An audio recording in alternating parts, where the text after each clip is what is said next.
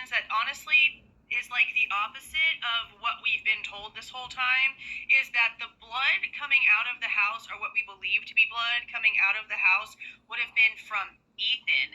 And that goes against literally everything that we have been told. Even in the probable cause affidavit, when Brett Payne is describing the way that he walked down the hallway, the door is slightly ajar, okay? Therefore, he is seeing Xana as being across the room through the doorway. Ethan would have been slightly behind Xana's actual door, and that still makes sense to what we've heard from the consalvases. I want to talk about this. Now, the PCA doesn't make any mention of the position of the door as Payne approached Xana's bedroom, nor does it state that she was across the room.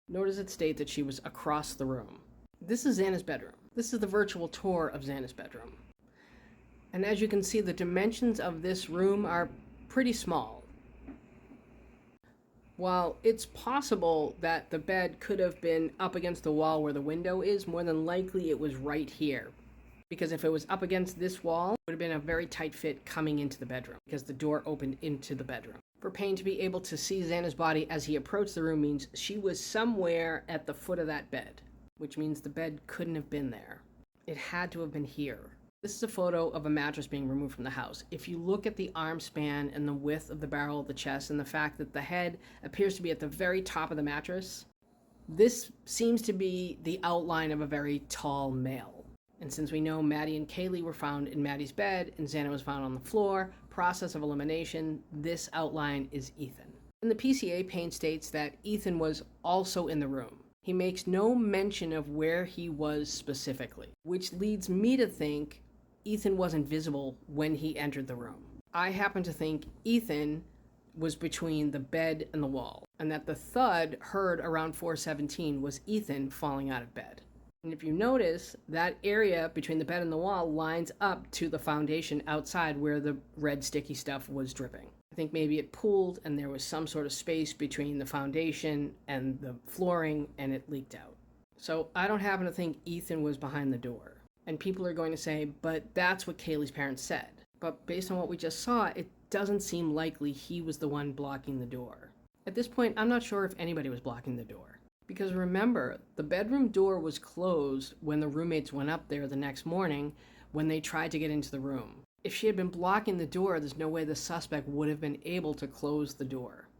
Which is why I think when the suspect left, she was all the way across on the other side near that wall.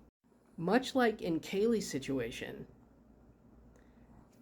if Ethan was in the bed, more than likely he was trapped there. He wouldn't really be able to move and get out.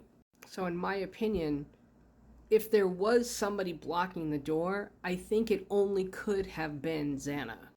So again, I don't think there was enough space for Xana to be blocking the door. Remember, it said that the roommates went up to her bedroom, tried to get in, and something was blocking the door, or they couldn't get into the bedroom. She would have had to have been really close to that entryway to be blocking that door, and it would have been impossible for the suspect to close the door on her. Now, the only possible explanation is that Xana crawled towards the door after the suspect left, which, while horrific, makes sense. Because based on what we know, it sounds like the suspect was spooked in some way, and that he left in a hurry, and maybe didn't have time to complete the attack.